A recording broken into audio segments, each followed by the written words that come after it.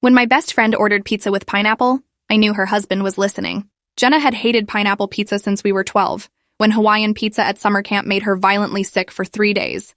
18 years later, she still refused to touch it.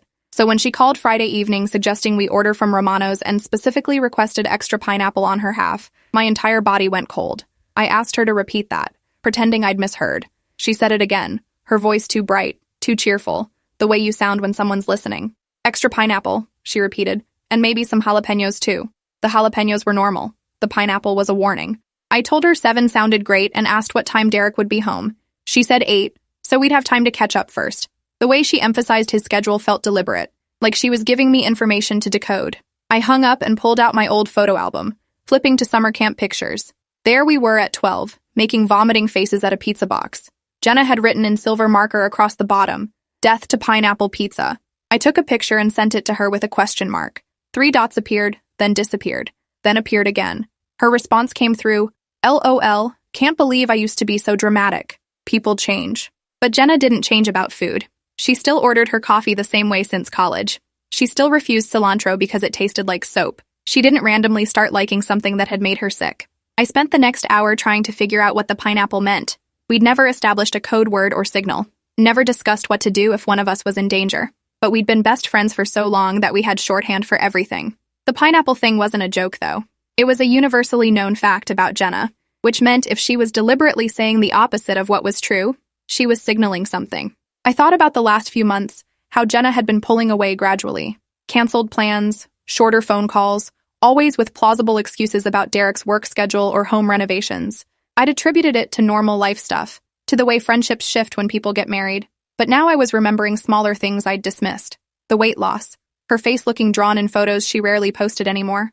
The time I'd dropped by unannounced 2 months ago and Derek had answered the door, saying Jenna was napping and couldn't be disturbed. The fact that she'd stopped coming to book club without explanation. I pulled up her Instagram and scrolled through recent posts. Everything was couple photos. Her and Derek at restaurants or his company events. In every picture, his arm was around her. She was smiling, but I zoomed in on her eyes. The smile didn't reach them. They looked flat, empty. I called my sister Lauren, who was a family therapist. I explained the pineapple situation as calmly as I could, trying not to sound hysterical. Lauren listened without interrupting and asked careful questions. Had I noticed any bruises? Had Jenna mentioned feeling afraid? Had Derek displayed aggressive behavior? I answered no to all of them, feeling increasingly foolish.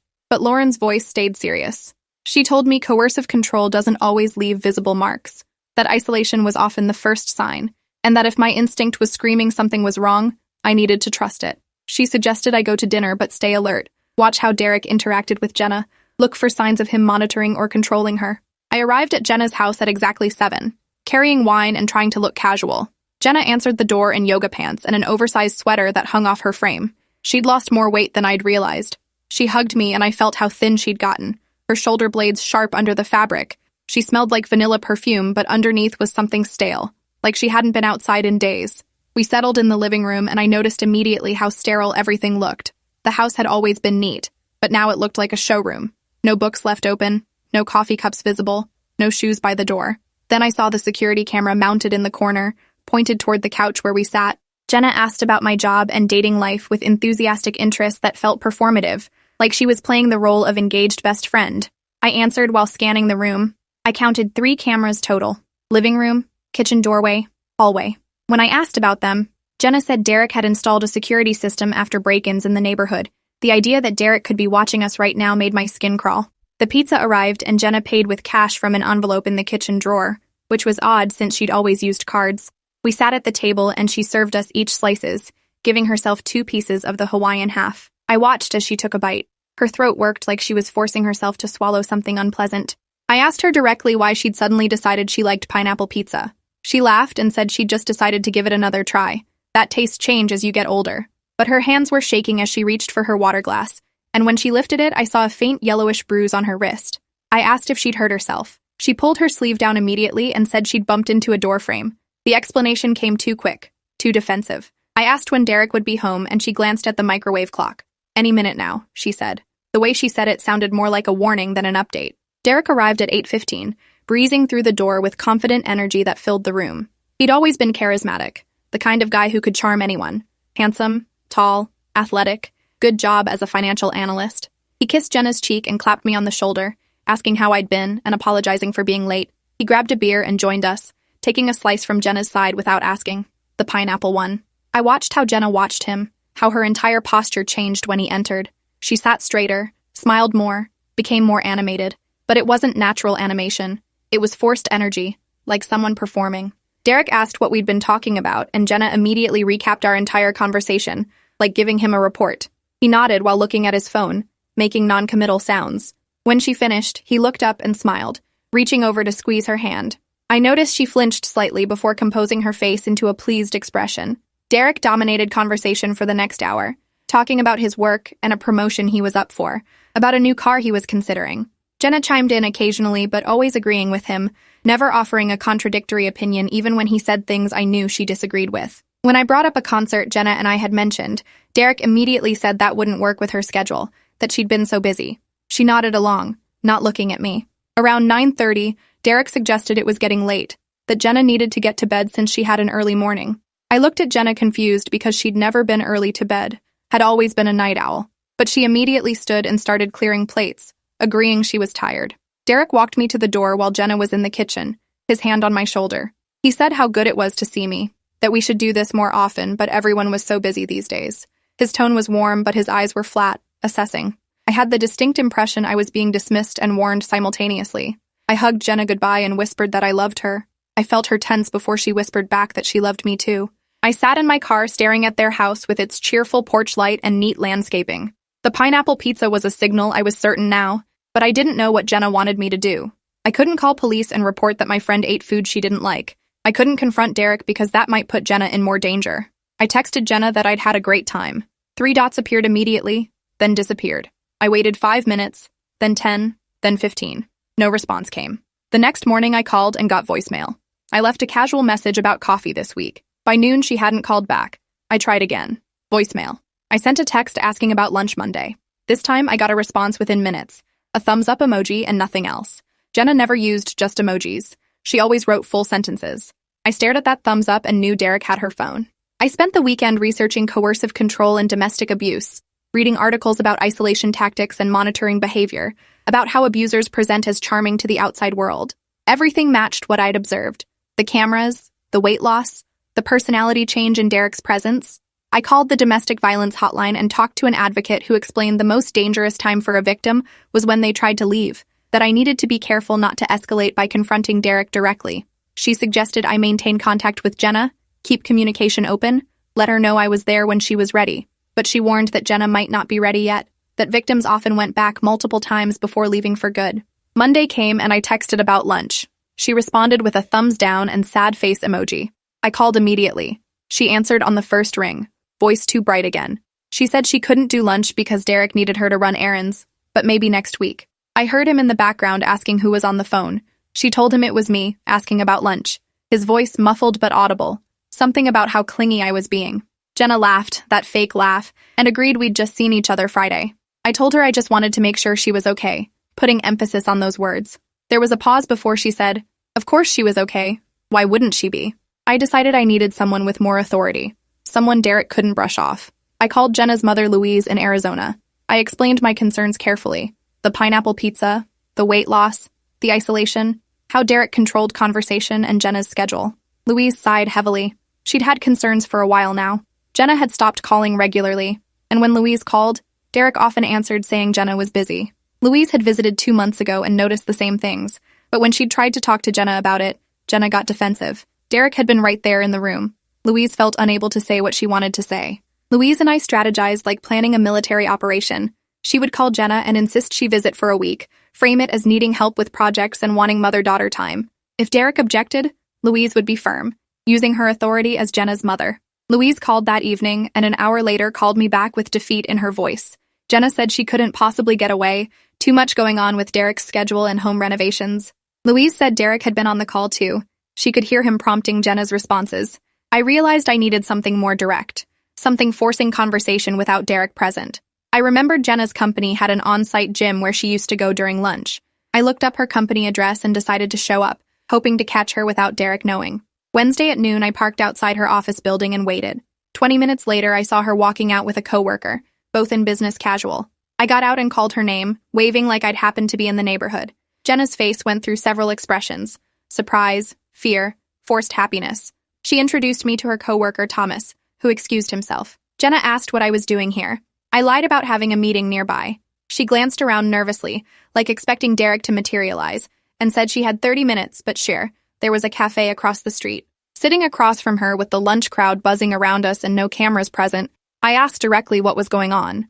I told her about the pineapple pizza, how I knew she hated it, how I was worried. Jenna's face crumpled for a second before she composed herself. She insisted everything was fine, just stressed with work and married life. I pushed gently, mentioning the weight loss and canceled plans and how Derek spoke for her. Her hands shook holding her coffee cup. She set it down and said, Derek just cared about her, that he worried when she was running around seeing friends, that priorities shift when you get married. I reached across and took her hand, looking directly in her eyes. I told her I would help her leave if that's what she needed, that she could stay with me, that I'd support her through whatever came next. Jenna pulled her hand back like I'd burned her, looking around frantically. She said I was being dramatic, that Derek was a good husband and she was lucky, but her eyes filled with tears even as she said it. One escaped down her cheek before she wiped it away angrily. She stood abruptly, saying she needed to get back. I followed her out and grabbed her arm before she could leave. I told her I knew about the pineapple, that I understood she'd been trying to tell me something, that I wasn't giving up on her. Jenna went completely white. She whispered that I needed to stop, that I was making things worse, that Derek would be furious if he knew I was harassing her at work. I said Derek didn't control who she talked to. She laughed bitterly, saying I didn't understand. Derek had installed tracking apps on her phone, monitored all her texts and emails and social media, knew everywhere she went through GPS. She said if she tried to leave, he'd make sure she lost everything: her job, her family, her reputation. He'd threatened to send manipulated photos to her employer, to file false police reports, to ruin her completely. She said all this in a rushed whisper, glancing around constantly, then pulled away and walked quickly back to her building. I stood there watching her go, feeling like I just made everything worse. That night, Derek called. His voice was friendly but with steel underneath. He'd heard I'd shown up at Jenna's work, that she'd been upset when she got home. He suggested maybe I was going through something difficult and projecting onto their marriage, that perhaps I was jealous of their happiness. I kept my voice level, saying I was just concerned about my friend who seemed different. Derek laughed and said, people change when they get married, become more mature, that maybe I was having trouble accepting Jenna had moved on. He said it kindly, but the threat was clear. Back off. I hung up shaking with rage and texted Jenna that I was sorry if I'd upset her. For 2 weeks, I didn't hear from Jenna at all. Texts went unanswered. Calls went to voicemail. I drove by her house and saw her car but got no answer when I knocked. Louise called every few days confirming Jenna wasn't returning her calls either. We discussed calling police for a wellness check, but worried it would make Derek angrier, more dangerous. I joined an online support group for friends and family of abuse victims, reading stories eerily similar to mine, feeling validated but frustrated that knowing wasn't the same as helping. Then one night at 11:30, my doorbell rang. I looked through the peephole and saw Jenna on my porch in pajama pants and a jacket, no shoes, hair disheveled. I threw open the door and she fell into my arms, sobbing so hard her body shook. I pulled her inside, locked the door, closed all curtains. She had a cut above her eye still bleeding. When she pushed up her sleeves, I saw finger-shaped bruises on both arms, purple and fresh. I asked if Derek had done this. She nodded, unable to speak. I grabbed my phone to call police, but she snatched it away, begging me not to. He'd threatened to kill me if she told anyone. He had videos from the cameras he'd edited to make her look violent. He'd destroy both of us if I called cops.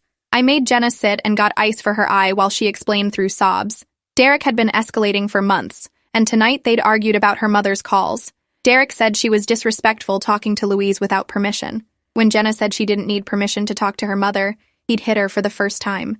She'd locked herself in the bathroom while he raged outside, climbed out the window, and ran 6 blocks to my house in the dark. She kept saying she couldn't stay, that he'd come looking, that she needed to go back and apologize. I held her face in my hands and told her she was never going back, that we'd figure this out together. I called my sister Lauren, who arrived within 20 minutes, and photographed all Jenna's injuries with documentation of times and dates. She recorded an audio statement from Jenna about what Derek had done, getting details on record before fear made her recant. Then I called domestic violence attorney Paulina, who answered her emergency line past midnight. She talked us through immediate steps: get Jenna to a hospital for documentation, file a police report, request an emergency restraining order. Jenna resisted all of it, terrified of Derek's threats. But Paulina explained firmly that without documentation, Derek's narrative would be the only one existing, and he could claim Jenna was unstable. We went to the ER at 1 in the morning. I sat with Jenna while a nurse photographed her injuries and a doctor stitched the cut above her eye. The physician asked if she felt safe at home. Jenna looked at me before finally saying no.